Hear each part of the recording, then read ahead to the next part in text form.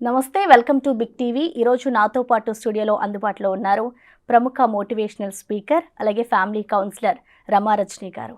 నమస్తే అండి. నమస్తే అమ్మ. ఇప్పుడు చూస్తే చిన్న పిల్లలు వరకు వస్తే మనం ఫోన్కి బాగా ఎడిక్ట్ అయిపోతారు. అవును. తింటే ఫోను, కూర్చుంటే ఫోను, పడుకుంటే ఫోను.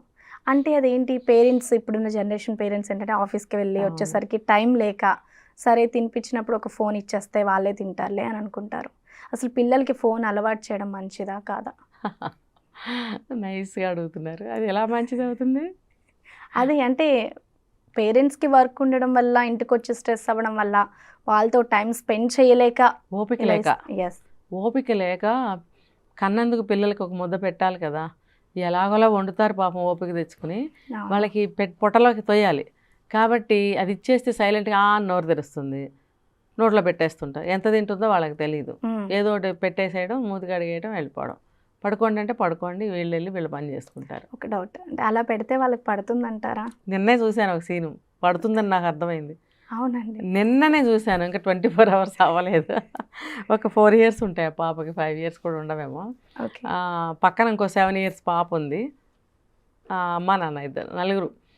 ఏం చేశారంటే ఒక దగ్గర అనమాట, మేము ఫుల్ డే బయట ఉండటం వల్ల మాకు డిన్నర్ లేక టిఫిన్ చేద్దామని చెప్పి అక్కడ ఆగాం మేము. టిఫిన్ తిందామని చెప్పి వాళ్ళు వచ్చారు. వచ్చినప్పుడు ఏం చేశారు, ఆ పాపను అసలు కిందకి దింపట్లేదు. 4-5 years ఉన్నప్పుడు ఆ పాపను ఎందుకు ఎత్తుకోవాలి అంటే, వీళ్ళు గారాబం చేయటం అనేది, ముద్దొస్తే చాలు గారాబం చేస్తారు. ఒక 5 ఏళ్ళు 6 ఏళ్ళు దాటిన తర్వాత అప్పుడు తెలుస్తుంది ఆ ముద్దు గారాబం. పెంకిగా తయారవుతారు, మొండిగా తయారవుతారు, వాళ్ళని కొట్టాలనిపిస్తుంది. అక్కడి నుంచి పిల్లల పట్ల మన ట్రీట్మెంట్ మారిపోతుంది, వాళ్ళు మొండిగా తయారవుతారు. అది అసలు అలా చేయకూడదు. పేరెంటింగ్ అనేది ఇప్పుడు చాలా హాట్ టాపిక్గా ఉంది. ప్రతి ఒక్కళ్ళు, పెళ్ళి అయిన వాళ్ళు అవ్వని వాళ్ళు తెలుసుకోవాల్సిన విషయాలు. ముందు తెలుసుకుని పెళ్లి చేసుకోమని చెప్తాను నేనైతే. తర్వాత కౌన్సిలింగ్ తీసుకోండి అని చెప్తాను. ఈ రెండు కంపల్సరీ. పెళ్ళికి ముందు పిల్లల్ని ఎలా పెంచాలి, అసలు కనాలా వద్దా, కంటే ఎలా పెంచాలి, సరిగ్గా పెంచగలిగితేనే నేను పిల్లల్ని కనటానికి సిద్ధపడాలి. అది నీ ఇష్టం ఒకటే కదా, నీ భర్తకు కూడా ఇష్టం ఉండాలి. అది ఎక్కడి నుంచి ఎక్కడికి ఎన్ని లింక్స్ వెళ్ళిపోతాయో చూడండి. అందుకని ఏదైనా సరే పిల్లల పెంపకము, తర్వాత మరి మనం సంసార జీవితం నడుపుకోవాలని కౌన్సిలింగ్ అన్ని తీసుకున్నాకే మ్యారేజ్ చేసుకోవాలి. అప్పుడు సజావుగా ఉంటాయి. ఆ పాప ఏం చేసింది, ఎత్తుకునే ఆయన పాపం ఒక్క చేతితోటి అందరికీ ప్లేట్లు తెచ్చి పెడుతుంటే ఆవిడ ఏం చేసిందంటే ఇమ్మీడియట్గా ఫోన్ ఆన్ చేసి ఆ చిన్న పిల్లకి ఇచ్చింది. ఎందుకంటే ఆ పిల్ల కూర్చోవట్లేదు, ఏడవటం, డ్యాన్స్ మొదలుపెట్టింది. ఏడుస్తుంటే వెంటనే ఆ ఫోన్ ఆన్ చేసి ఆ భర్త మీద సీరియస్ అవుతుంది. ఫోన్ ఇవ్వమంటే ఒక్క క్షణం ఆలస్యమైందని ఆయన మీద సీరియస్ అయింది. ఆయన గబుక్కని ఫోను ఇవ్వటము, ఫోన్ ఆన్ చేసి ఆ పాపకి ఇస్తే తల కూడా ఎత్తకుండా వెంటనే ఫోన్ ఆన్ చేసి చూస్తుంది. ఏం చూస్తుందా అని చూస్తే ఏదో సినిమా సాంగ్స్, డ్యూయట్స్ చూస్తుంది. అందులో డైలాగ్స్ వస్తున్నాయి. పక్కన పెద్ద పిల్ల ఎలా చూస్తుంది అంటే మేబీ ఆ పిల్లని భయపెట్టి పెంచుతున్నారు, ఈ పిల్లని గారవంగా పెంచుతున్నారు. ఆ పిల్లకి ఇచ్చిన ప్లేట్ ఆ పిల్ల తింటుంది, ఈ పిల్లకేమో తినిపిస్తుంది ఆవిడ. శుభ్రంగా ఆ ప్లేట్లో ఉన్నాయని తినేసింది, ఆ సెల్ ఫోన్ వదలకుండా. నేను ఇలా చూస్తూనే ఉన్నాను అంతసేపు. కానీ నేను వెళ్ళి ఇన్వాల్వ్ అవ్వకూడదు కదా, ఎవరిష్టం వాళ్ళది. మనం ఎంతమంది దగ్గరికి వెళ్ళి చేయి పట్టి నడిపించలేం కదా. చూస్తూనే ఉన్నాను. ఆ పిల్ల తినే వరకు ఆ తల్లి మొహం ఎంత టెన్షన్గా ఉందంటే, నిమిషానికి ఒకసారి భర్త మీద అరుస్తూనే ఉంది. ఆ టెన్షన్ అంతా ఆయన మీద, ఏదో ఆయన ఎలా చేతులు కట్టుకుని టెన్షన్గా చూస్తున్నాడు పాప వైపు. అంటే వీళ్ళిద్దరికి ప్రతిరోజు ఆ పిల్లకి తినిపించే విషయంలో ఫుల్ టెన్షన్ అనమాట. భగవాన్ అనుకున్నా నేను. ఆ సెల్ ఫోను ఇచ్చి ఎలాగోలా ఆ పొట్టలోకి ఇంత తోస్తున్నారని నాకు అర్థమైంది. పెద్ద పిల్ల బాగానే తింది. అంటే ఆ టైంలో రాత్రి 10 అవుతుంది, దగ్గర 9 దాటింది. ఆ టైంలో 4-5 ఏళ్ల వయసున్న పాపకి రోడ్డు మీద ఫుడ్ మీరు సెల్ ఫోన్ ఇచ్చి పెడుతున్నారు. ఏ స్థితిలో ఉన్నారో మరి వాళ్ళు అర్థం చేసుకోవాలి. మరి తింటున్నారా అని అడిగినందుకు ఇది సమాధానం. వాళ్ళు తింటున్నారు. ఏం తింటున్నా వాళ్ళకి తెలియదు, అది ఐటమ్ ఏంటో తెలియదు, ఏదో కడుపులో పడుతుంది అంతే. వాళ్ళకి నెయ్యేసి వేడన్నం పప్పు ముద్ద పెట్టినా అలాగే తింటారు, గడ్డి పెట్టినా అలాగే తింటారు. వాళ్ళకి ఏం తెలుసు, తెలియదు. అది తప్పు చేస్తుంది ఎవరు, పేరెంట్సే కదా. అందుకని సెల్ ఫోను ఇవ్వదు.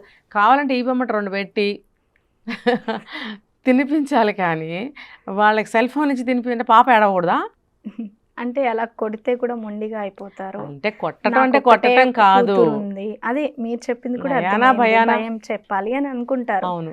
కానీ అమ్మో నేను టచ్ చేయను, నా పిల్లల్ని నేను కొట్టను అని అంటారు. అదే కదా. ఇప్పుడు ఆ పిల్లలకి సంబంధించిన బొమ్మలు ఆల్బమ్స్, బుక్స్ ఉంటాయి చక్కగా. ఓకే. రకరకాలు ఉంటాయి దాంట్లో. యానిమల్స్ బొమ్మలు, వర్డ్స్తో కూడిన బొమ్మలు, ఇవన్నీ నెంబర్స్తో కూడినవి రకరకాలు ఉంటాయి. అవి చూపించవచ్చుగా. వింటారు. అవి మనమే కదా సెల్ ఫోన్ ఇచ్చింది. అవును. అలాగే ఆ బుక్ మనమే ఇవ్వచ్చుగా. అది ఇవ్వరు, ఇదే ఇస్తారు. ఎందుకంటే రెడీగా జేబులో ఉంటుందిగా. ఆ బుక్ అయితే ఇంట్లో ఎక్కడ ఉంటుంది, అవన్నీ పట్టుకొచ్చి అక్కడ పెట్టాలి.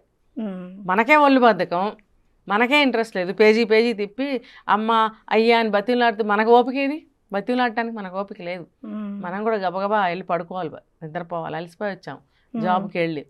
ఇవన్నీ కూడా నిస్సహాయ స్థితిలే. ఓకే. అందుకే ముందుగా నిర్ణయించుకోవాలి, లైఫ్ను ఒక డిజైన్ చేసుకోవాలి.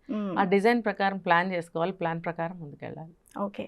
సో ఫైనల్గా ఇప్పుడు ఎవరైతే డివోర్స్ తీసుకుంటారో భార్యాభర్తలు ఇద్దరికి, ఏ చిన్న కారణాలు ఇందాక మనం ఫస్ట్లో మాట్లాడుకున్నట్లు, సో ఫైనల్గా వాళ్ళకి ఏం చెప్తారు? మళ్ళీ ఆ బాండింగ్ రావాలి అని అంటే ఒక చిన్న టిప్ ఇవ్వాలి అంటే అసలు మీరు ఏం చెప్తారు? అంటే డివోర్స్ తీసుకున్న తర్వాత? నో, తీసుకోక ముందు. తీసుకోక అంటే ఒకవేళ వాళ్ళకి ఆ ఆలోచన వస్తే ఆ టిప్స్ని బట్టి వాళ్ళు అక్కడితో ఆగిపోయేలా ఉంటే అసలు ఎలాగా? ఇప్పుడు డివోర్స్కి అప్లై చేసిన తర్వాత కోర్టులో జడ్జి కూడా కౌన్సిలింగ్ ఇప్పిస్తారు. ఓకే. వాళ్ళు మారే వాళ్ళైతే అక్కడే మారిపోతారు.